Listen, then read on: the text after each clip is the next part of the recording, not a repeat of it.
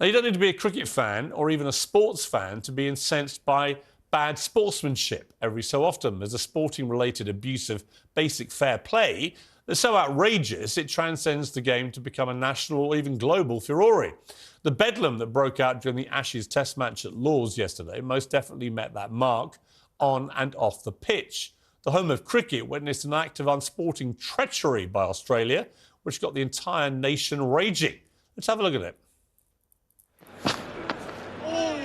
That's another short ball. Oh, now this is going to be interesting. Jonny Bairstow's walked out of his crease here. This could well be out. So a double blow for Australia. Out for 10. Well, England's Jonny Bairstow last week held a hero over dispatching Just Stop Oil protesters, ducks a ball and then scratches his mark inside the crease.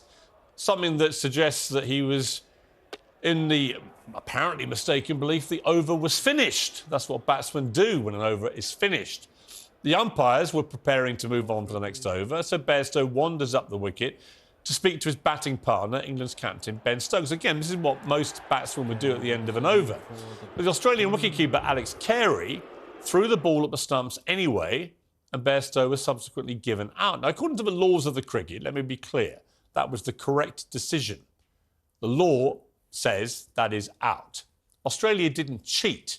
Well, not like they cheated a few years ago when they were caught using sandpaper to manipulate the ball. That was cheating. But what they did at Lord's yesterday wasn't in the spirit of the game. They knew, we all knew, that Bairstow wasn't seeking to gain any advantage. He genuinely thought the ball was dead, the over was finished. This was the equivalent of a footballer tapping the ball into an empty net when everyone else on the pitch believes the game has stopped. And the reaction from the crowd, well, it was unprecedented.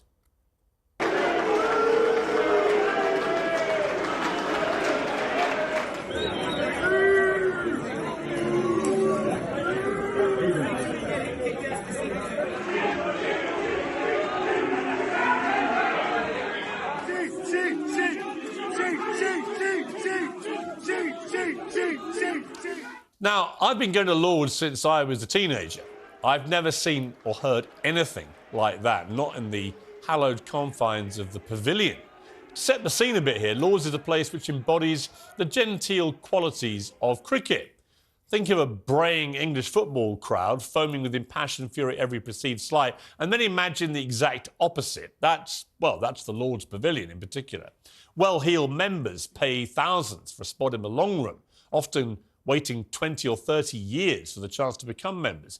That room dates back to the 19th century. This kind of raucous, abusive reaction, I have to say, was unacceptable, but is also unprecedented.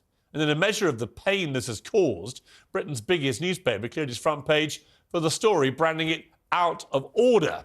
They quoted one outraged cricket fan who said, "Australia, that is pathetic. How could you possibly want to win an Ashes Test match like that?" That fan was me. Well, Ben Stokes agreed with me and said the same thing, and Britain's Prime Minister Rishi Sunak agreed with both of us. His official spokesman said he simply wouldn't want to win a game in the manner Australia did, and asked whether Mr Sunak thought that Australia's actions were not in keeping with the spirit of cricket. The spokesman added simply, yes. And that's the point. There are the rules of the game, which Australia clearly followed. And then there's the spirit of the game, which, in my opinion, Australia ran over with a bulldozer. It's hard to define exactly what constitutes the spirit of the game, but most sports fans, we kind of know it when we see it being abused.